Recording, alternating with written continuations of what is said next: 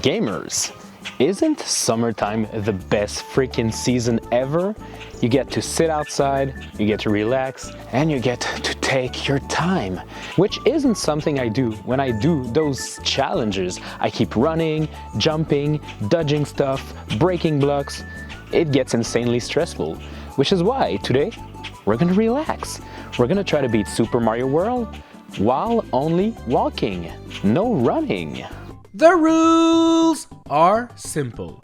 We are going to try to beat Super Mario World on the Super Nintendo without ever running. We gotta chill out, we gotta take our time, and we just gotta walk from the beginning to the end. Is it possible? I don't know. Smash subscribe and let's just jump into it. World 1-1 was actually quite simple. Make sure to jump on top of all the enemies that stand in your way, and soon we'll be able to get to the Secret Switch Palace and push that big yellow button.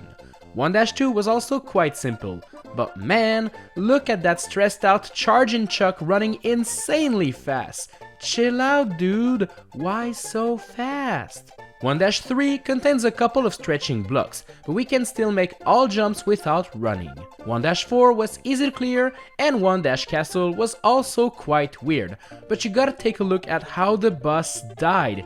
He kinda moved left, and then boom, he went back right and into the lava? That was weird, but whatever. World 2-1 is home to the power-up that appears on the cartridge itself, the Feather Cape. And guess what? Without the ability to run, well, we cannot fly either, which makes this power-up a bit less cool. 2-2 being an auto-scrolling level makes running pretty much impossible, meaning it's super easy to beat and even get the Green Switch Palace while we're at it. 2-Ghost House is easy, as long as you don't get hit and have to wait for your stored power-up to get down. Man, that was a terrifying experience. 2-3 is full of platforms to stand on, meaning that running is actually useless.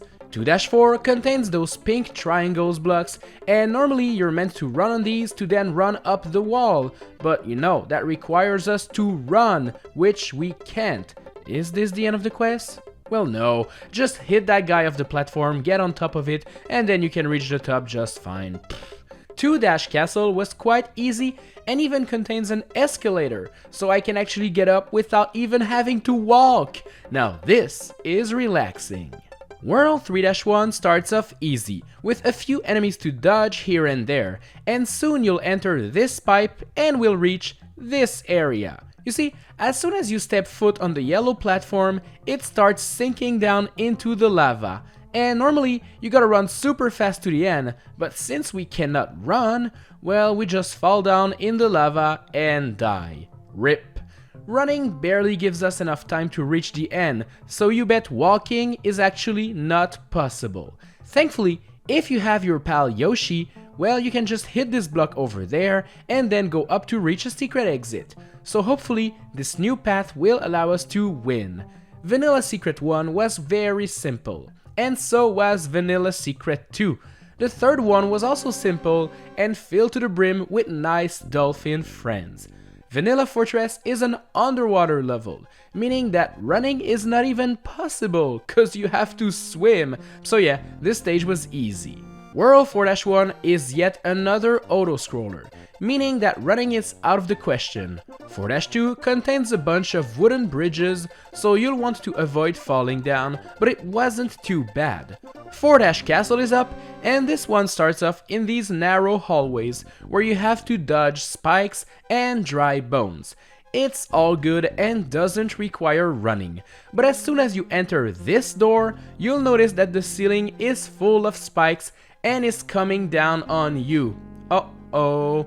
I managed to get a bit of speed by sliding in this staircase, which allowed me to get to this on-off switch to make the ceiling go back up. Yes, we did it. Oh no, look at that. It's actually coming back down. I tried my best to get to the end, but alas, it is not possible. We absolutely have to run in order to get to the end before the ceiling crushes us. So this stage is actually not possible. Dang it! Where should we go now? I guess our only way out of this problem is the Star Road. So let's just go back to World 2 and hope that we can reach it. Basically, we normally have to fly or run on these blocks to go up there, grab the key and put it in the keyhole. But obviously, we can't fly and we can't run. So how do we get on top? Well, you know, my idea here was to use my boy Yoshi to then jump off and get to the top, but I just couldn't do it. But you know what? Using one of those Koopas to bounce, I actually managed to get to the top. But the camera didn't follow me, which made everything a bit confusing. Thankfully, I memorized this level layout and managed to grab the key and put it in the keyhole off screen, and it worked. This means we have access to Donut Secret 1, which takes place underwater, so no worries. Donut Secret House worried me a bit though, as we have to get to the secret exit. But we have plenty of time after pressing the P-switch to go up and enter the secret door, so this is some great news. We are now entering the Star Road, which hopefully will lead us to the end of the quest. Star World 1 is a total joke, as we just need to spin jump on these yellow blocks to dig a path to the key. Star World 2 is an underwater stage, so just swim to the end and you'll be good. Star World 3 is dumb, as you just need to grab Lakitu's cloud to get to the top and get the key. Star World 4 was pretty simple too, as you just need a feather cape to glide down there and then hit the block and get the key. And with all of these levels done, we have reached this star portal, which leads us straight to Bowser's Castle. Yup.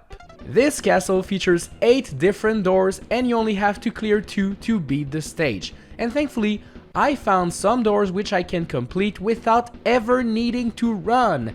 And now, we just reached the final part of the level, which takes place in the dark. Is it possible to beat this part without turning the lights on? Well, yes, it's quite easy actually. Anyways, the final boss isn't really difficult to defeat, and soon Bowser will be gone, the princess will be saved, and Mario will slowly walk back to the very beginning to have a party. So, yes, it is possible to beat Super Mario World without ever running. We had 2 different spots which required us to run, but thankfully we can just get to the Star Road and reach the end, which makes this all possible.